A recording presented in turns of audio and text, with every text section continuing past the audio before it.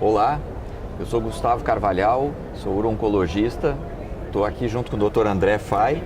Nós somos de Porto Alegre, do Serviço de Urologia e de Oncologia do Hospital São Lucas da PUC e também do Hospital Moinhos de Vento, em Porto Alegre.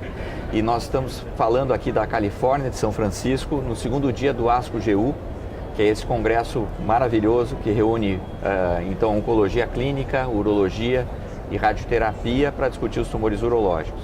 A nossa função hoje é trazer um pouquinho para vocês o que está acontecendo nesse segundo dia, o que a gente achou de relevante, de destaque ou de novidade aqui no ASCO-GU. E nós selecionamos para discutir entre nós e com vocês um trabalho que foi apresentado agora há pouco na sessão plenária, que é uma análise interina de um estudo que chama Keynote 057, um estudo que ele visa a preencher um espaço que não tem tratamento ainda adequado na uro-oncologia, que é o tumor de alto grau, ou de alto risco, né, o T1 grau 3, na verdade, ou TA grau 3, não músculo infiltrativo, resistente a BCG, ao tratamento com BCG. Então esse Keynote Study é um estudo de fase 2 que ele tem testado um dos imunoterápicos que tem se usado agora em oncologia, que é o pembrolizumab.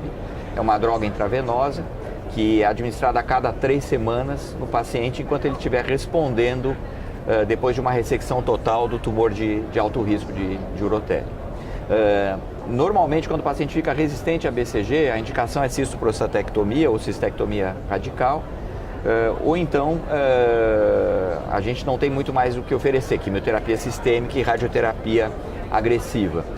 Não existe uma terapia de meio termo ainda nesse cenário. Então, o Keynote 057 ele tende a ver isso, né? André, você queria comentar um pouquinho para nós o que é o pembrolizumab e como é que funcionam essas drogas novas que nós temos nos deparado na oncologia? Perfeito, Gustavo. Absolutamente de acordo. Acho que esse é um espaço que, de fato, a gente está buscando novos tratamentos e o que nós aprendemos nos últimos anos é que terapias que são capazes de regular uma resposta imunológica, uma resposta T imunológica, mantendo esta resposta T ativada contra a célula tumoral, pode ser uma excelente estratégia para o tratamento de diferentes tumores, incluindo os tumores uroteliais. E nós vimos resultados muito significativos do uso de terapias que bloqueiam a interação do PD-1 com o PDL-1, que é uma via inibitória do sistema imunológico, ou seja, quando a gente usa anticorpos monoclonais bloqueando essa interação, nós conseguimos manter uma resposta T ativada contra o tumor. E a utilização dessas terapias num cenário de doença metastática, de doença avançada, tem se mostrado bastante efetiva e mudado radicalmente a maneira de nós tratarmos esses tumores.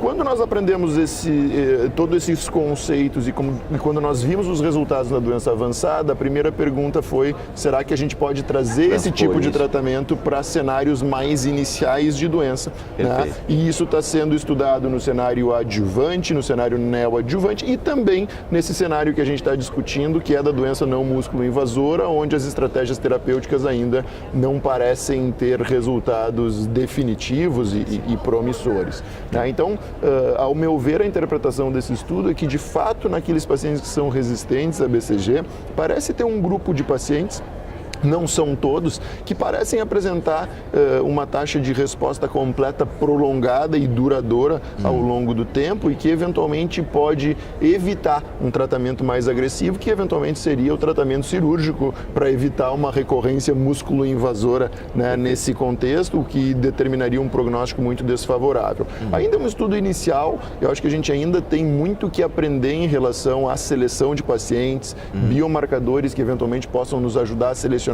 quem são os pacientes que respondem a esse tipo de estratégia, mas fato é que existe um grupo aí em torno de 35% dos pacientes que eventualmente apresentam uma taxa de resposta completa utilizando o pembrolizumab e parece que essa resposta, quando ocorre, é uma resposta duradoura e prolongada. Então, acho que é um dado animador, acho que a gente ainda precisa aguardar resultados mais consistentes, né, e um follow-up mais prolongado para que a gente possa ter uma definição do papel do uso dessa droga, mas eu acho que surge como uma possibilidade ou como uma esperança, aí, como uma perspectiva nos próximos anos, nesse cenário onde existem opções muito restritas de tratamento. Como o André falou, na verdade, o que eles apresentaram hoje na plenária foi uma análise interina, né, André? Exato. Que ainda carece de maiores avaliações, mas, na verdade, dos 102 pacientes desse subgrupo do estudo que foi apresentado na ASCO, que eram pacientes que havia carcinoma in situ presente na bexiga, a gente viu que 78 pacientes já deixaram o estudo, não continuam usando a droga. Exato. Por progressão da doença. Né? Então, provavelmente, apesar da resposta inicial, como você falou, foi 40% tiveram resposta completa com o desaparecimento da doença na cistoscopia de 3 meses, de 12 semanas depois do tratamento, do início do tratamento, não é? O que é uma coisa animadora.